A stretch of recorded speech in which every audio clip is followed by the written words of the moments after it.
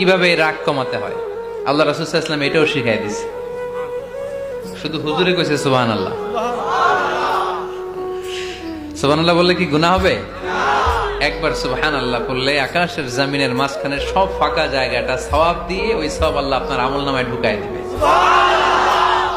খুব চালাক এই এলাকার লোকেরা, সওয়াবের কথা শুই না, লাভ শুই না। সুবহানাল্লাহ, লাভ আছে যেখানে আমরা আছি। তো হাউ টু কন্ট্রোল অ্যাঙ্গার, কিভাবে রাগ থামাবো? যেহেতু মুত্তাকিনদের 2 নম্বর বৈশিষ্ট্য ওয়াল কাযিমিনাল গায়জ, আল্লাহ রাসূল শিখাই দিলেন 4টা পদ্ধতি শিখালেন রাগ কমানোর। কয়টা মনে থাকবে? অ্যাপ্লাই করবো এগুলো, দেখবো আজকে থেকে রাগ কমে কিনা। পারা যাবে? 2 সাহাবী বিশ্বনবীর সামনে ঝগড়া লাগলেন, কথা কাটাকাটি, কথার পিঠে কথা, কথার নাম লতা।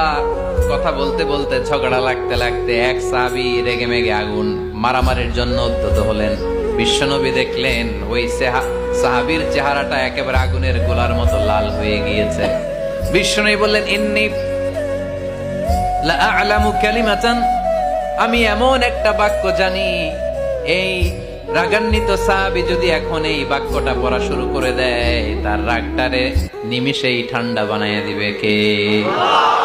ওই সাহাবী বললেন, ইয়া রাসূলুল্লাহ, কি সেই বাক্য আমারে শিখাইয়া দেন। বিশ্বনবী বললেন, পড়ো আউযু বিল্লাহি মিনাশ শাইতানির রাজীম। আবার পড়েন আউযু বিল্লাহি মিনাশ শাইতানির রাজীম। সুবহানাল্লাহ। রাগ কমানোর দোয়া, সহিহ হাদিস।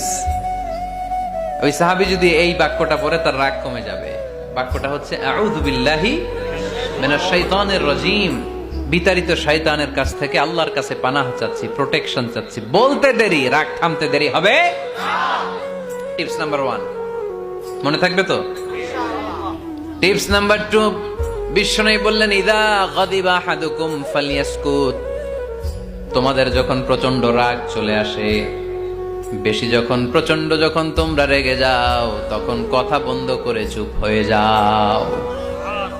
কি করতে হবে? চুপ, একেবারে চুপ। অনেকে রাগের সময় গড়গড় করে কি যেন বলতে থাকে, আছে না নাই? রাগে গড়গড় করতে থাকে আর কি যেন বলতে থাকে। যত বলবেন, যত গালি দিবেন, বলে না গালি দেয় না রাগের সময়, অশ্রাব্য ভাষায় অনেকে গালিগালাজ শুরু করে দেয়, আছে না নাই? না, আসকুত, ইদা গাদিবা আহাদুকুম ফালিয়াসকুত। আল্লাহ রাসূল